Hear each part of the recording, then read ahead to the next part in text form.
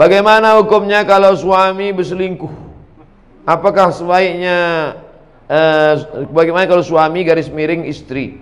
Suami atau istri berselingkuh, apakah sebaiknya suami istri itu minta cerai atau gimana Pak Ustaz?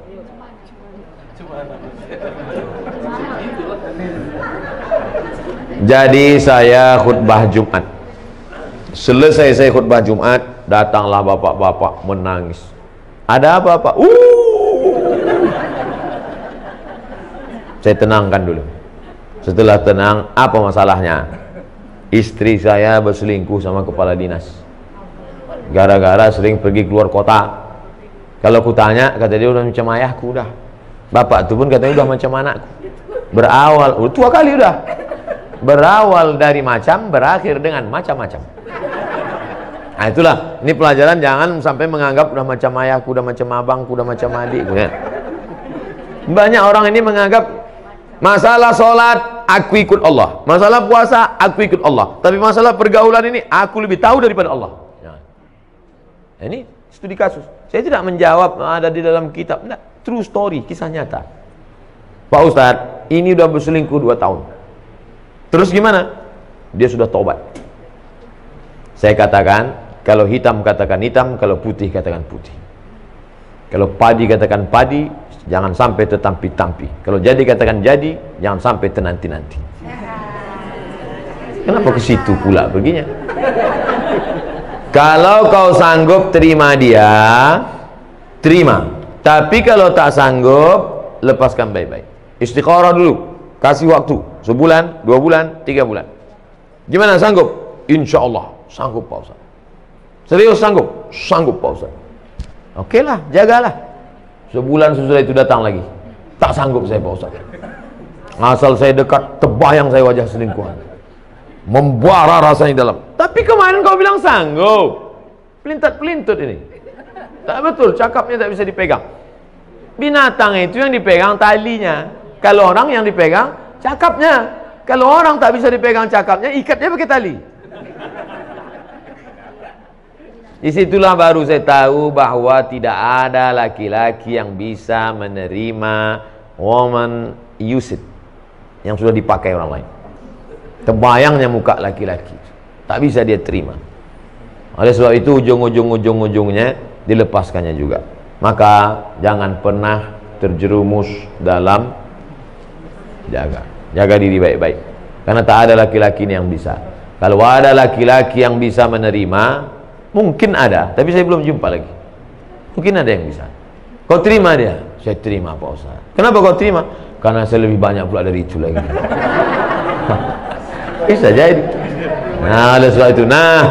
Okelah, kita husnuzan, mudah-mudahan bisa diterima. Amin. Tapi kalau bisa kau terima, jangan kau ungkit-ungkit, jangan kau ungkap-ungkap, tutup. Mestinya kau tak perlu buka buku diariku, hanya akan menambah lukamu. Lagu Krisdayanti. Nanti kalau mau upload, tolong tutup itu. Oleh sebab itu, maka kalau terima dengan baik. Tapi kalau tak terima, lepaskan dengan baik. Sampaikan ke hakim, hakim akan menjatuhkan talak. Hakim akan menjatuhkan talak. Tak bisa talak di rumah, hakim nanti akan menjatuhkan. Laki-laki menjatuhkan, tapi resminya menurut hukum, maka hakim. Oleh sebab itu, maka mudah-mudahan kita terselamatkan dari perbuatan-perbuatan macam ini. Amin. Ya Rabbal Alamin. Ada pertanyaan?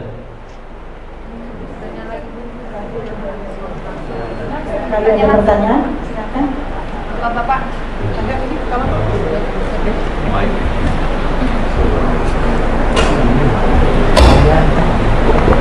Assalamualaikum warahmatullahi wabarakatuh. Waalaikumsalam warahmatullahi wabarakatuh. Bagaimana hukumnya jika kita takziah sedangkan almarhum itu orang lain?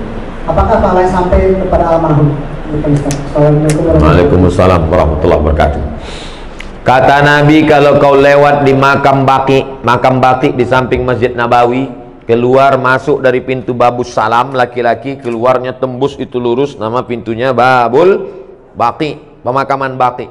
Kalau lewat di Baqi, ucapkanlah salam, assalamualaikum ya ala diyar minal mu'minin wa inna insyaallah bikum lahiqun yarhamullahu al-mustaqimin wal mustakhirin nas'alullah lana wa lakumul afiyah. Kalau dibacakan doa itu sampai tak pada orang di Baqi itu. Ada hubungan kita sama orang Baki itu? Mana ada? Dia Arab, kita Arab cemas. Kita Arab maklum. Itu menunjukkan bahwa doa orang Islam sampai. Maka jangan ragu, tahlil, takziah sampai pada orang mati. Sampai. Tapi ini Pak Ustadz, hadis. Iza matal insan, kalau manusia mati, inqata'a amalnya putus. Kecuali 3. Waladun salihun, ilmun yuntafa'u bih, shadaqatun jariyah. Ini orang tak paham hadis. Abdul Somad kalau mati, amal Abdul Somad ini putus. Bukan amal bapak ibu putus ke saya. Amal bapak ke saya putus apa tidak? Tidak. Kalau putus amal bapak, macam mana ada sholat jenazah? Sholat jenazah itu amal saya apa amal bapak? Amal ibu bapak. Saya udah mati udah.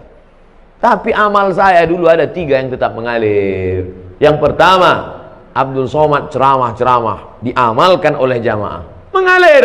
Yang kedua, rupanya Abdul Somad peletakan batu pertama, mengalir walaupun sebiji batu. Apalagi yang satu sasmen. Yang ketiga, anak Abdul Somad, Mizian Hazik Abdillah, berdoa dia di tengah malam, mengalir. Bukan maknanya amal orang lain tak mengalir. Amal saya putus kecuali 3, tapi amal orang tetap mengalir. Jadi jangan ragu tentang ini. Apa saja yang mengalir itu Pak Ustadz? Bacaan Quran mengalir.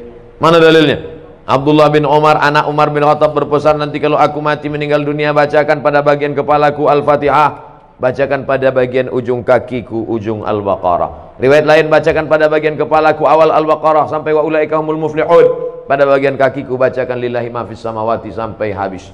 Itu menunjukkan amal orang hidup baca Quran sampai, doa sampai, sedekah sampai, haji sampai, kurban sampai.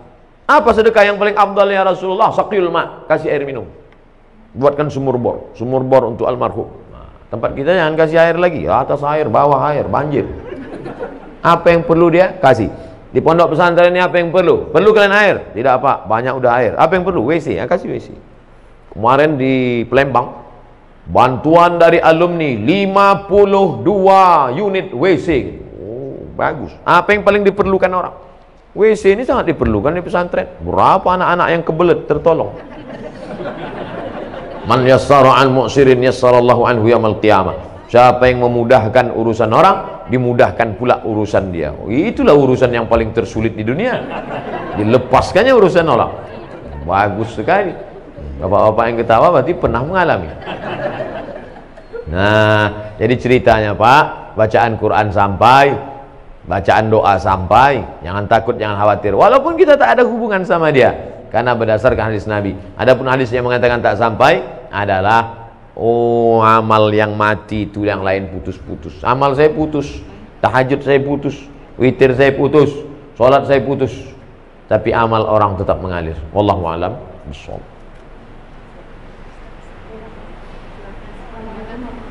Waalaikumsalam.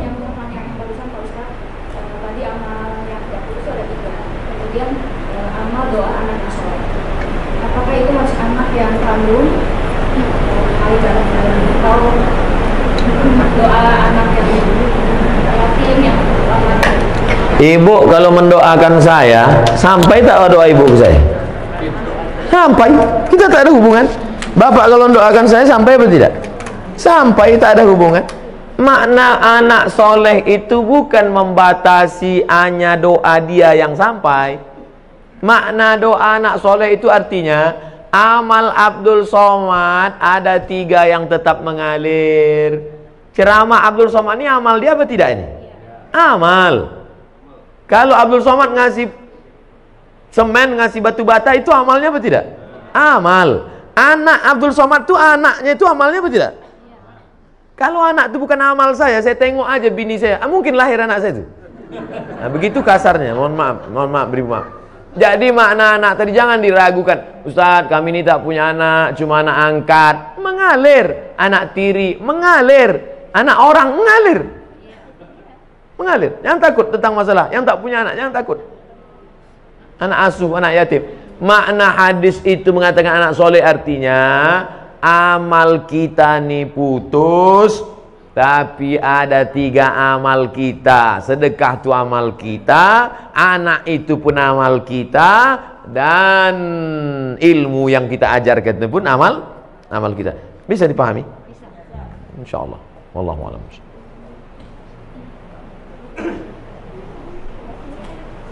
Assalamualaikum warahmatullahi wabarakatuh. Waalaikumsalam. Saya mau menanyakan amalan mana kira-kira yang diterima seorang tua yang punya anak kandung tetapi dia kurang taat beribadahnya, atau dia mengangkat anak bukan anaknya sendiri tetapi anak-anak itu sangat soleh dan sering mendoakan orang tuanya. Jadi amalan mana yang lebih cepat diterima oleh Allah? Itu yang pertama. Dan yang kedua, saya mohon supaya Ustadz dan jamaah yang ada di sini nanti tolong mendoakan untuk kesembuhan ibu saya. Nanti di akhir majelis kita doa semua untuk kesehatan, untuk husnul khatimah, untuk anak-anak kita dijaga dari narkoba. Nanti di akhir majelis. Punya anak kandung, kerjanya minum khamar, sakau, mabuk. Ada anak angkat, orangnya soleh. Kedua-duanya ini berdoa. Mana doanya yang lebih dulu sampai? Illalladzina amanu wa amilus shalihat. Semua manusia ini rugi kecuali orang beriman dan beramal soleh. Yang ditengok bukan anak kandung, anak tiri, anak angkat, tetangga, kawan, jiran, sahabat. Yang ditengok adalah soleh. Makanya Rabbi habli minas sholihin. Jangan takut tidak punya anak, tak ada yang mendoakan. Jangan takut bahwa kita tidak punya anak, tapi kita didik anak-anak kita jadi soleh, baik, bagus, memang itu perintah agama. Tapi terlalu khawatir tak punya anak, jangan takut. Nah, oleh sebab itu maka doa sampai, doa kawan sampai. Itu makanya kita suruh dekat-dekat dengan orang-orang soleh, berjamaah. Meninggal kita, saya insya Allah kalau mati jamaah di Surama ini banyak mendoakan. Tak ada pun doa dari tetangga, sahabat, kerabat, doa dari jamaah banyak doakan. Yang penting hablum minan nasnya baik, hablum minallah baik. Maka syarat dikabulkannya doa amanu wa amilus sholihan, beriman dan beramal soleh. Wallahu a'lam.